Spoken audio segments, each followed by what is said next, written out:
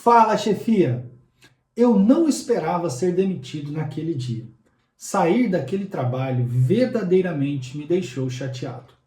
Da última vez em que eu fui a pessoa demitida da conversa, eu já tinha um método deste treinamento consolidado na minha forma de conduzir a conversa demissional. Mas eu estava do outro lado da mesa. Propositalmente, fiz um longo silêncio após receber a notícia, que levou muitas frases para ser dita. O silêncio causou desconforto e o chefe retomou a palavra com explicações, justificativas e ações de consolo. Eu o escutei atentamente e quando ele parou, eu disse: Eu entendo. Está tudo bem. Não se culpe por isso.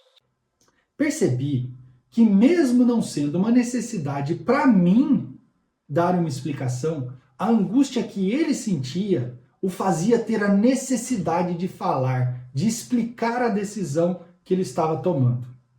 Preciso te dizer que eu não sou melhor que ninguém. O foco deste treinamento é individual, o assunto é delicado e seria descabida qualquer menção comparativa ou competição de quem é melhor ou quem demitiu mais ao longo da carreira. Meu foco nessa aula é alertar o quanto a angústia em uma conversa demissional é um fator determinante. Por isso, reforço meu apelo para que confie em mim. Esse método não é uma aventura. Os dois lados da mesa foram determinantes para chegar nos exatos 5 passos que te apresentei. Tem muita história para contar por trás desse método. No dicionário, a definição da palavra angústia é estado de ansiedade, inquietude, sofrimento, tormento. Demitir é uma experiência angustiante. E até mesmo os sem coração sentem algum grau de angústia durante a conversa. Daí o passo número 3 ser mais difícil do que parece, fazer silêncio após dar a notícia. Por isso eu fiz questão de abrir essa aula com um caso real, onde a quebra do silêncio falou muito mais a respeito de quem estava falando do que quem ficou quieto. Dê a notícia e suporte o silêncio até que venham as perguntas ou a reação. Esse é o passo número 3. Fazer silêncio pode parecer a parte mais fácil dos 5 passos, mas se o silêncio durar mais de 10 segundos, a situação angustiante torna o seu silêncio bastante desafiador, sobretudo se o choro vier antes da primeira palavra que a pessoa demitida disser. Mesmo assim, o silêncio após dar a notícia é seguramente um pilar fundamental no método desse treinamento, pois determina a forma como você deve conduzir a conversa demissional daquele momento em diante. O silêncio, além de demonstrar respeito e genuína compaixão, é estratégico. Quando você não suporta o silêncio e volta a falar antes da pessoa demitida, você se arrisca rumo ao desnecessário. Existem pessoas que não perguntam o motivo, enquanto outras negam tudo o que você disser. Existem pessoas que já esperavam a demissão, querem apenas saber os benefícios e direitos. Também há casos onde a dor é tanta que a pessoa só quer acabar logo com aquilo, assinar o termo de consentimento e sair da sala. Sua fala desnecessária se torna um cativeiro de tortura para esses casos. Toma posse do silêncio, chefia. Não se arrisque em falar aquilo que não foi perguntado ou que é irrelevante para a pessoa demitida. Dar a notícia e suportar o silêncio é uma postura de sabedoria. Observar as reações e ouvir primeiro para depois falar. Isso é muito importante. O rei Salomão concluiu que a pessoa sábia fala depois do tolo. Analogamente, chefe sábio faz silêncio após dar a notícia para que ele próprio não seja o tolo da conversa. Deixe a pessoa demitida descarregar o que estiver dentro do coração dela após receber a notícia. Não tem como você saber, por isso o silêncio é estratégico. Então, você terá a oportunidade de selecionar os pontos válidos daquilo que a pessoa disser e escolher criteriosamente as palavras que você precisa dizer e conectar as respostas com a verdade, ou concluir que não são necessárias respostas frente ao que a pessoa disse. Para a pessoa demitida, se você foi tolo ou sábio durante a conversa demissional, não muda o fato do encerramento do contrato de trabalho. Você será apenas uma lembrança daquele dia em diante. Já para a pessoa acompanhante daquela conversa, se você é tolo ou sábio, faz diferença. Quem é mesmo o avaliado na conversa? Falar demais e desnecessariamente durante a conversa demissional ajunta crédito negativo, é autossabotagem, mas por causa da angústia que nós sentimos, nós não nos damos conta disso. E tagarelou a falar. Aproveito para dizer que a palavra passe da aula 6 é humano. Anote aí se você quer participar da mentoria online e gratuita. Se você caiu de paraquedas neste vídeo e não sabe do que eu estou falando, volte na aula 00 depois que terminar essa aula. Existem situações em que você tem laço afetivo com a pessoa demitida. As famílias se conhecem ou você foi parça nos tempos em que estavam no mesmo nível de cargo dentro da empresa. Eram pares de trabalho e não chefe subordinado como agora. A angústia numa situação assim faz com que você seja a pessoa que tenta segurar o choro. Em uma matéria jornalística, ouvi uma chefe dar o seguinte depoimento. Eu quis chorar, mas foi a pessoa que eu estava demitido quem me disse que daria tudo certo. Acho que fiquei mais triste que ela por ter de demiti-la. Há quem se levanta e sai da sala, quem fica com raiva ou irritado, os que apelam para filhos pequenos, doenças na família, suporte à angústia, chefia. Esse é um bordão para se acostumar.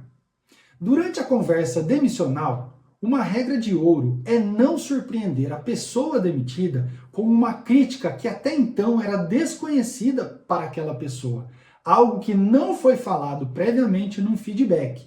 Também é importante evitar justificativas como atrasos, faltas, dificuldades técnicas ou um comportamento agressivo e inapropriado. Mesmo que os fatores como estes venham a influenciar a sua tomada de decisão, são tipos de confrontos diretos apenas para conversas de feedback. Numa conversa demissional, é bom evitar esse tipo de confronto com a pessoa demitida, porque não sabemos a reação que ela pode ter. Uma frase desnecessária durante o seu momento de angústia pode desencadear a ira na pessoa e fazê-la te questionar na frente da testemunha dizendo: Mas por que você nunca disse isso antes e deixou só para dizer agora que já não tem mais o que fazer? chefia, pode ficar ainda pior se o que você falar sequer estiver sido registrado no formulário de justificativa e solicitação da demissão que você mesmo preencheu no início formal do processo. Algo que quase toda empresa tem, esse tipo de formulário. Sem um método, você vira uma presa fácil diante dos próprios sentimentos e emoções. É nessa hora que a chefia do tipo vítima vai dizer: O peso dessa responsabilidade é muito grande, certamente maior que o salário que eu recebo. ou então vai dizer assim: O pessoal não sabe contratar e depois sobra para mim, né, que tenho que ir lá e demitir. essa é a típica frase de alguém que morre junto com o mau desempenho de um colaborador que ele escolheu num processo seletivo, só para não assumir o erro da escolha. Não seja esse tipo de pessoa. Enquanto a chefia do tipo governante sempre diz: Muitos querem o salário, o status, mas não percebem o todo do que é ser chefe. Demissão é parte do meu trabalho. Eu escolhi sentar nessa cadeira e pode deixar que eu resolvo. é o tipo de chefe que você não vai ouvir criticando gestão anterior ou o próprio RH da empresa. Sentir-se angustiado é natural. Sentir culpa não é. Daí a importância da integridade durante todo o processo que levará você e a pessoa demitida ao momento frente a frente na conversa demissional. Se o processo é íntegro, você não está cometendo erro. Se não existem ganhos secundários, tampouco você deve se sentir culpado por estar cumprindo uma obrigação formal que faz parte da sua função dentro do todo daquela empresa ou negócio. Tome muito cuidado com jeitinhos, interesses pessoais ou, como dito, ganhos secundários com a sua decisão. Nestes cenários, a culpa é inevitável E dependendo das perguntas que a pessoa fizer no passo número 4, você estará diante do dilema da verdade. Chefia, uma frase honesta que sempre gostei de dizer aos liderados em uma conversa de feedback individual é: eu não preciso que a empresa me diga qual é o meu trabalho. Eu sei exatamente qual é o meu papel e aquilo que se espera de mim dentro dessa empresa. Quando você diz isso após uma correção de comportamento ou desempenho, a pessoa vai entender e quase sempre irá se lembrar no dia D. Não é o ideal, mas houve caso em que precisei dizer esta frase durante a conversa demissional para a pessoa se lembrar da conversa de feedback e aceitar que aquele momento era para comunicar uma decisão que já estava tomada e sem volta. Lembre-se, não é uma negociação, é um comunicado de uma decisão que já está tomada e que não voltará atrás. Demitir é trabalho de chefe. Não tome na sua mente a demissão como O trabalho sujo do cargo, a parte chata de ser chefe. Nem pense que é a parte mais difícil. você pode passar um ano inteiro sem precisar demitir, como pode passar um mês e fazer 10 demissões naquele período. E está tudo bem. Enquanto você ocupar a cadeira de chefe, demitir é uma atribuição natural do seu cargo. Chefia, sempre que necessário, não fuja da decisão de preencher e assinar o formulário que dá início formal ao processo de encerramento do contrato de trabalho de alguém que não está honrando a relação de troca, seja por baixo desempenho ou por mau comportamento. Muitas pessoas em cargo de chefia que também já passaram por essas experiências de serem demitidas acabam tomando para si, com os próprios machucados da alma, que o dia D é algo ruim e elas fazem de tudo para evitar este dia novamente, mesmo estando do outro lado da mesa. E por isso travam suas decisões a este respeito. Olhe para frente, foco nesse treinamento e no seu cargo. Antes de finalizar essa aula, vale lembrar que você não tem a obrigação legal de responder às perguntas, tampouco justificar ou explicar os motivos da sua decisão. A CLT não obriga a empresa a dar explicações para os rumos que o negócio da empresa segue. Porém, quando perguntado, convém que você o faça, que você responda em respeito à pessoa demitida, que é um semelhante, que é o seu próximo. Contudo, chefia, quando você escolhe responder, dizer a verdade é a única coisa que faz sentido. Afinal, seria muito imaturo da sua parte mentir quando você tem a opção de não falar. Trocando em miúdos, já que decidiu responder a pergunta, mesmo não sendo uma obrigação legal, seja íntegro e pratique a verdade, que é a sua obrigação moral. Outra coisa importante é estar seguro dos seus valores, de quem você é, para não reagir verbalmente às provocações, queixas, reclamações, acusações, vitimismo, ameaça ou qualquer pergunta que não tenha um propósito específico dentro do contexto que envolve aquela demissão. Quando a pergunta for irrelevante ou fomentar declaradamente um confronto entre a pessoa e você, apenas diga a frase que você já conhece. Eu sinto muito que você pense dessa forma. E em seguida, se cale novamente. Negar o sentimento de angústia é reprimir algo natural. É vestir a capa de superpoderes que você não tem e ninguém tem. Isso se aloja no seu inconsciente, se aloja nas suas emoções e vai roubar a sua paz.